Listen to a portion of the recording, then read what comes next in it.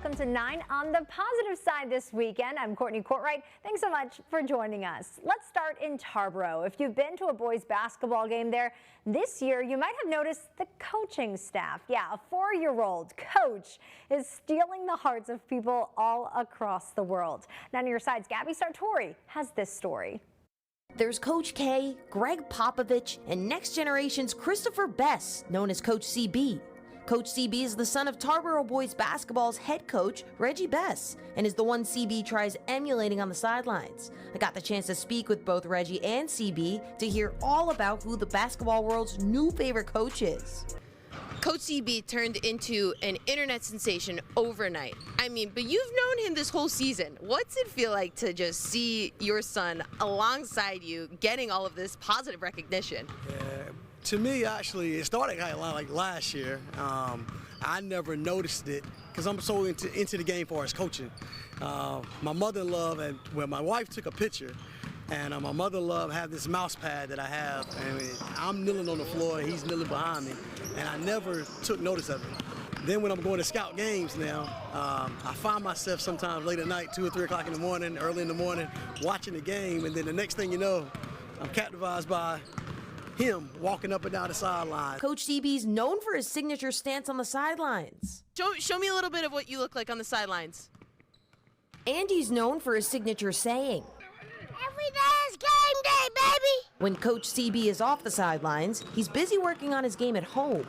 He watches games left and right when he's on, at home. He'll get in front of the television screen. It might be a college game on. He gets his little coaching board. He draws up X's and O's. Little things like that. The refs respect Coach CB and have to give him a couple warnings each game to stay in his coach's box. But no one respects him more than his teammates. It's like all the guys in the locker room, he's like, "I'm going to coach my butt off. I'm going to coach my butt off." And he couldn't get it right at the time. He's like, "I'm going to coach my butt off." And then the next thing you know, somebody said, "Yeah, they're going to have to play their butt off." He's like, "I'm going to coach my butt off, and you're going to play your butt off." And it's like the locker room erupted. Coach CB has some new teammates around the country who he's got nothing but love for. Thank you for all your support.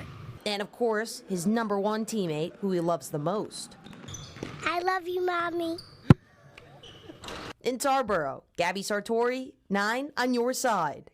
Oh my goodness, I love it. What's the connection between basketball and books? It's those two things a 17-year-old from New York wants children to be excited about in his new program.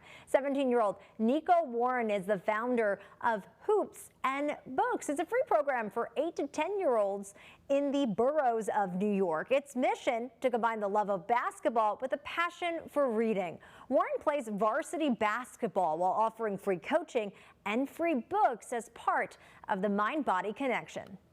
I knew that a lot of schools during COVID were really cutting budgets for PE, and I thought that it's an unfair thing that a lot of kids are not getting the opportunity to really play sports, especially at a young age, to develop their athletic careers and their academic careers hand in hand. After basketball practice, there's a reading session with books about Michael Jordan and other NBA stars. A heartwarming soldier surprise out of Oklahoma, a homecoming for a dad who served 9 months overseas in the International Guard. Well, with everything he had to do, it's been a year since he's been home. Allie Meyer has this heartwarming story. Friday morning at Deer Creek Schools, 3 little antlers are in for the surprise of a lifetime. I arrived yesterday.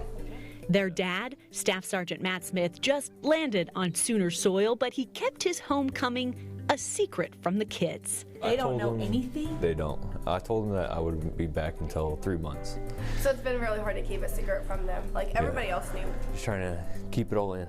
He served in the Horn of Africa 9 months. His wife Amy and their 4 kids have been anxious for his return. It's been a long time for the kids, and they've asked every day for their dad, and I'm like, I don't know what to tell you. Daddy's working, Daddy's busy. We'll see Daddy when we can. And today is that day. Elisha is in the 4th grade. He's been waiting a year for this moment. Elijah's dad is home. A And bonus for Big Brother today, he gets to skip school to surprise his 2 younger brothers at Deer Creek Elementary. Jack is in the 3rd grade, Xavier in the 1st. The boys have no idea their dad, who they haven't seen since last February, is at the back of the drum line. Deer Creek is proud of Patriot parents honored to help with this mission, a hero's welcome. For a father who has proudly put country first. Because when it comes to military duty, the whole family serves. Allie Meyer. A man from Rocky Mount says when he retired from a tech company, he wanted to be as low-tech as possible. He's now found that while learning blacksmithing in his backyard. Phil Briggs says after he retired from IBM, he was looking for something new to do. He saw the TV show Forged in Fire and thought he could make some of the things that were on that show. So he picked up this new skill and tried it out. It's very satisfying to actually start with a piece of raw material, chunk of steel, and make something that you can use. This story is a WNCT online original. You can find more information over on our website, WNCT.com. And speaking of hobbies, one man is unlocking the past one post office box door at a time. Chad Tucker shows us how he's turning them into boxes of memories. I didn't do woodworking when I was growing up. I didn't know nothing about woodworking. But life has a way of opening doors when a friend introduced Errol Hill to the craft. Just taking a rough piece of lumber, don't look like nothing, and you plane it down and it's like it just comes alive. I used to use clamps. That was 40 years ago, and he's still opening doors. Like this door right here, that's called a double dial spread eagle. Especially post office box doors. Like this right here is a combination door. As post offices remodeled, these old doors found a new use. And this is just an older door, different style door. Errol turned them into banks. I could put that pop rivet in there and make it into a usable door.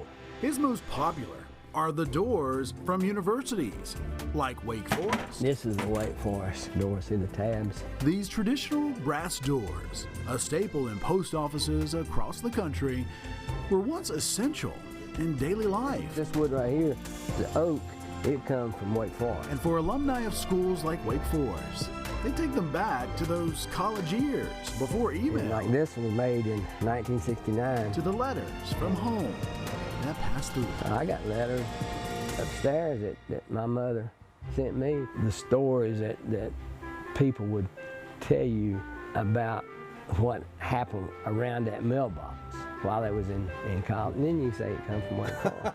Helping folks unlock boxes of memories. That's where Errol finds joy. The joy of making something with your own hand. The joy of seeing something come to fruition that you put together. In Mount Airy, looking for Roy's folks. Chad Tucker, Fox 8 News. Next, one crossing guard in North Carolina is helping children stay safe. How her role is also helping her heal. School crossing guards keep their eyes on students to ensure they're safe. A Charlotte Mecklenburg Schools employee says she gets something in return, the joy of being around children. As John Lee tells us, that joy can help fill a void. Even after we've learned to look left, right, and left again, it doesn't hurt to have an extra set of eyes. I got a loud voice, let me tell you. Just follow Sue Kalar. If you start to walk out into my road behind me, I say, hey, wait, back, back, back, wait. Hey, guys. Call her Miss Sue. Pizza night, pizza night. At Old Providence Elementary, her voice carries authority. Hello. And a slice of northern charm. It's not just a New York accent, it's my personality. 1 minute. As she crosses with them, she teaches. The 3-second rule doesn't apply for anything you drop in the road to eat. In fact, each week she gives a $1 bill to those who obey safety rules. Meryl Wurzbacher has a few bucks. Her dad, Scott, is one of Sue's admirers. You show me somebody that has more passion for what they do than Miss Sue. I never missed a day in 8 years. Hey, where you going? Where you going? Back up, back up. Miss Sue is also the crossing guard at Quail Hollow Middle. We were there just last month when she saw a hit and run. Yeah, a car came around the corner there, making a turn in, smashed right into him and kept right on going. As she guides them, students unknowingly ease her pain. This isn't how I wanted to spend my golden years, being alone. 10 years ago, she was blindsided by the death of her husband, Jay, who suffered a massive stroke in upstate New York. They were together 36 years. Come on, you guys going? So she moved to Charlotte, willing to take any school-related job for a simple reason. You know, my heart is hurting. I gotta go back and work with the kids. She got through dark times wearing those bright clothes. She steps out into this road with cars whizzing by and puts her life at danger, at risk for our kids, and people have the gall to get upset with her. And so I'll say right here, thank you for what you do. I've told you before. Every day almost. In life, there are times that require us to look both ways. Come on, come on. As a crossing guard, Miss Sue forges ahead. As far as being a widow, it's all about change. You gotta forget, you're never gonna have answers for the what ifs and whys, okay? So press on. In Charlotte, See you on Monday. John Lee, Monday. Queen City News. And back here in eastern North Carolina, a woman's love for cooking started when she was just 12 years old. Her passion turned into a dream to own a food truck named Taylor Made Soul Food. Charlize Taylor is saying it's exciting to be able to share her passion with her customers. She used to work at a restaurant in Ayden. Now she works with her husband, who helped make this dream come true. And I wanted to do something for myself. So I started out, I quit my job, had to step out there, home faith. Didn't know how it was going to work, if it was going to work, but I was determined to make it work. Taylor Made Soul Food's menu is different every day. When we stop by, you can see some of the items right here. They were serving items like pork chops, chicken, dirty rice, and fried okra. For more information, go to our website, WNCT.com. That also includes a food schedule. Helping the next generation of dentists. Ahead on 9 on the positive side, the woman recruiting top talent.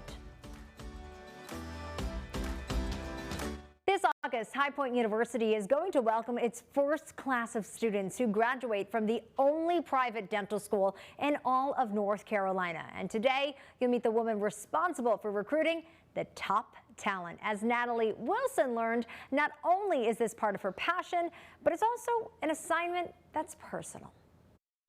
The vision for the High Point University Workman School of Dental Medicine is coming together more and more each day. And dentist Dr. Jasmine Cromartie couldn't be more thrilled. So you see that excitement every day from Yes. Okay. And it's contagious. The inaugural group of students will be here in a matter of months. This past admission cycle, which just ended for us, we saw over 1,400 applications.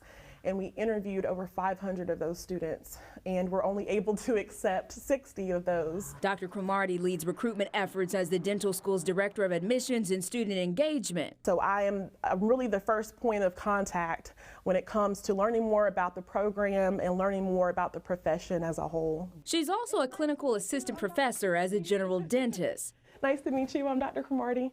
So tell me a little bit about what brought you in today. She balances getting the school off the ground with seeing patients through HPU Health. I can see the filling in the front tooth. Okay, maybe that's why we're here today.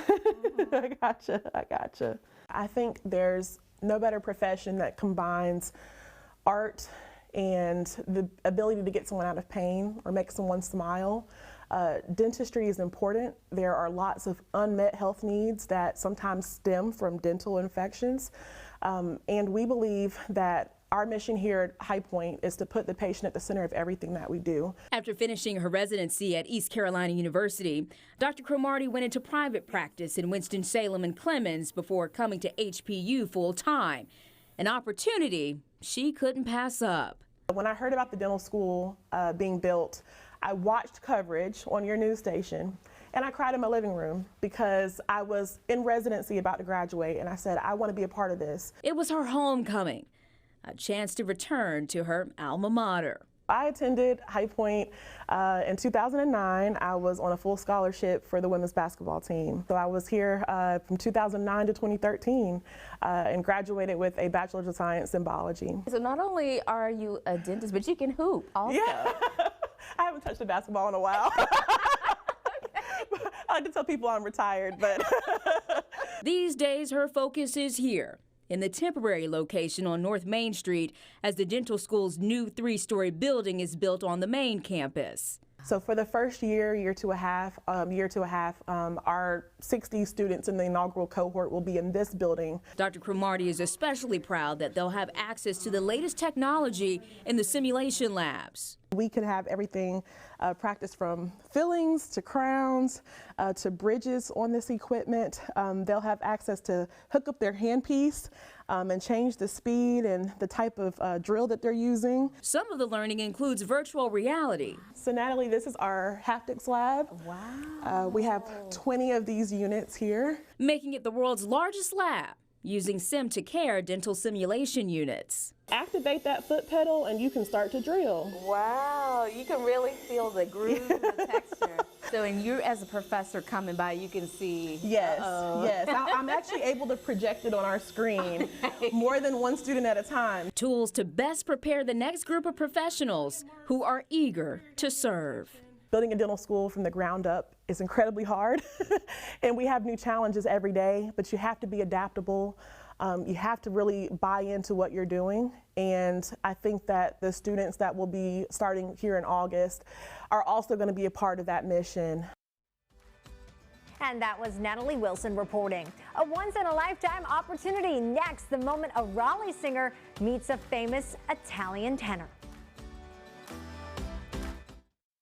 In December, we told you about Mary Michaels. She's a singer from Raleigh who is blind and spreading joy through her music. A few weeks ago, she was able to meet someone she looks up to who also spreads joy in the same way.